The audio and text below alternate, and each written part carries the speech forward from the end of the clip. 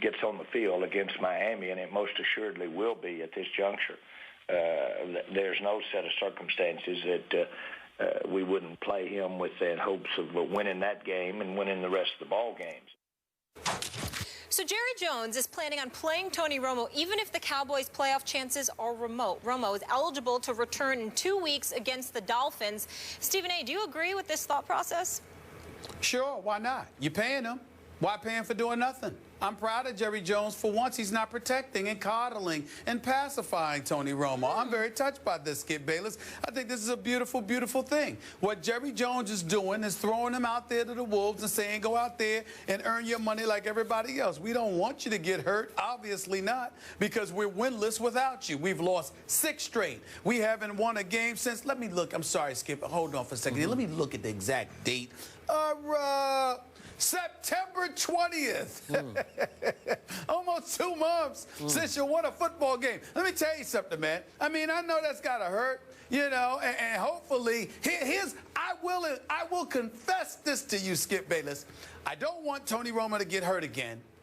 But also, I am actually rooting for y'all to win. Because, Skip Bayless, I am a family man. I love my loved ones. And, you know, Thanksgiving's coming up.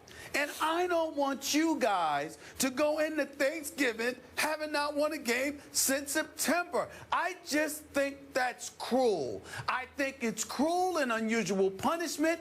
I don't want to be that guy. Because, Skip Bayless, contrary to what you try to bloviate out there about me, the Cowboys Nation, I am here to tell you, I care. I have a heart, okay? And I don't want you all to go into Thanksgiving winless in 2 months. Hold on. I'm getting a little bit emotional right now. Hold it. Okay.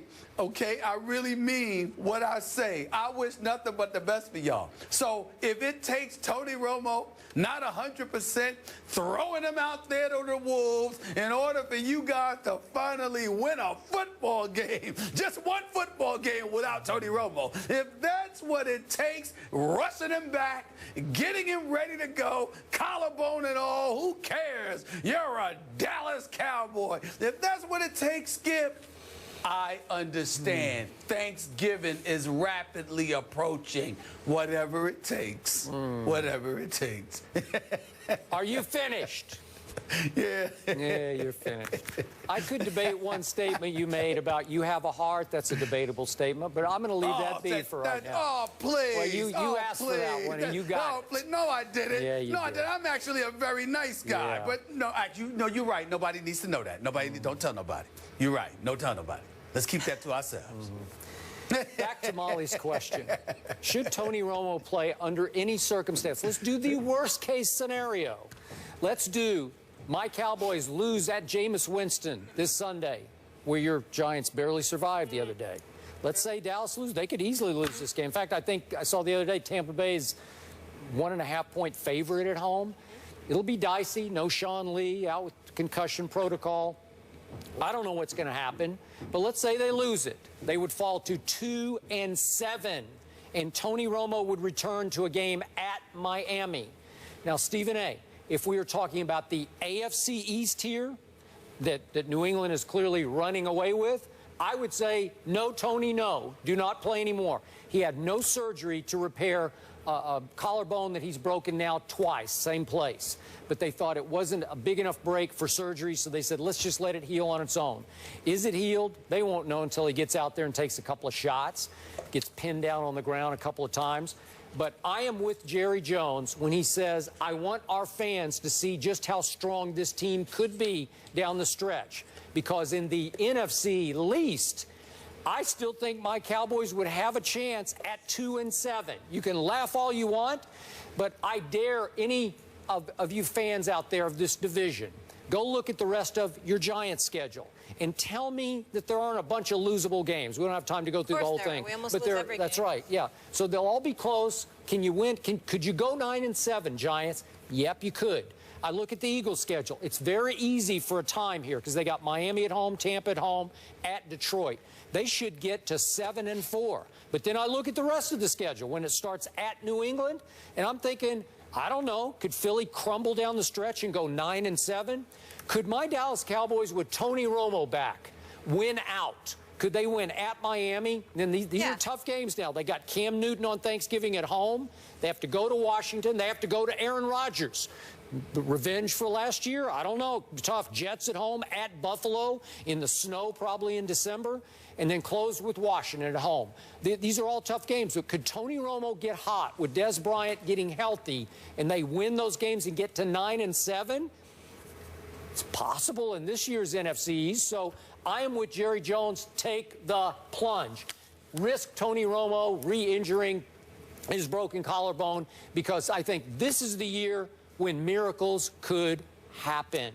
But Skip Bayless, I'm looking at the Dallas Cowboys schedule, and there are about 6 games that are not in the NFC East. I know that the NFC East is the NFC least. I do understand that, but some of these games, they're not the NFC. I mean, you got Washington. I just read them on this schedule twice. Yeah. Exactly. So I'm like, you got the other teams to deal with. I mean, you're going to lose at Green Bay. You don't understand that. I don't know about that. You sure about that? I don't know. With Tony Romo against what's left of Aaron Rodgers, or as I call him, Mr. Rodgers. He's now Mr. Rodgers' neighborhood up at Lambeau, right? He looks more like Mr. Rodgers than Aaron Rodgers. You know what? That's what I'm saying. It hasn't been beautiful lately.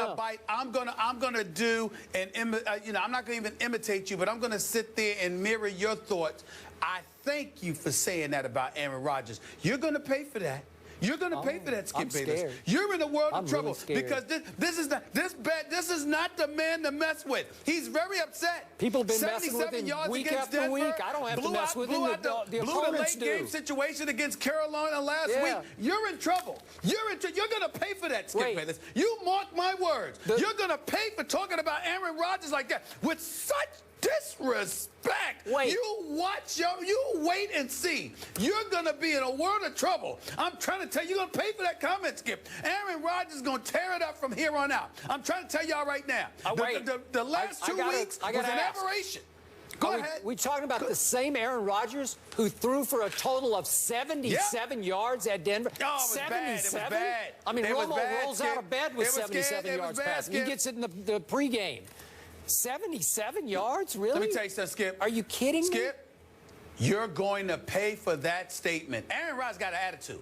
Aaron Rodgers is very, very ticked off. Aaron Rodgers don't make those kind of mistakes the way he made against Carolina in that late game situation. He certainly doesn't throw for 77 yards. Aaron Rodgers didn't lose back-to-back games. And the fact that you're sitting there talking about him with such disrespect, boy, are you going to pay. Facts. You just wait and see. I don't even have to exaggerate. I'm not even worried about it. I actually was happy because I picked Carolina to beat Green Bay last week, and I was actually happy about the way that it ended because Aaron Rodgers is going to have a big-time attitude. I predict for the rest of this year, you will see nothing short of greatness from Aaron Rodgers. You mark my words. You mark it down. Y'all don't understand how bad this boy is. You're not appreciating him. You're just not. I haven't seen that bad boy for a long time. I saw 4th and goal from the 4, and Aaron Rodgers admitted after the game, I got scared. I saw something and I got scared. A pass rusher loomed in his face and he missed Cobb wide open. Just like here, pitch and catch. It's over. We tie. We go to overtime. Please. Nope.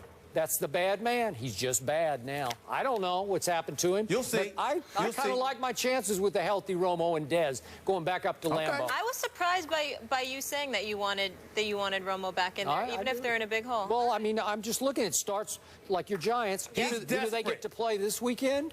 The Patriots. Are we sure they're going to win that game? The Giants? I don't think so. For that. Well, I don't know. I'm a little scared of it, but I think I'll go with New England in that game. You're still going to go with New England. And then I look at these other games, and they got some hard games. I would say to you, Skip Bayless, the hell with what everybody else in the NFC East is doing. You need to be concerned about whether or not your boys can win a game. I mean, demoralization is kicked in. They might need therapy before they win another game. I mean, you don't know that. They don't need therapy. They need Romo. Romo. That's all I need. Romo love. All right, let's leave it there. Speaking of Dallas, Mark Cuban says he saved all of DeAndre Jordan's text messages from the summer. Wow. The Clippers are in Dallas tonight. Things might get a little awkward. We'll discuss.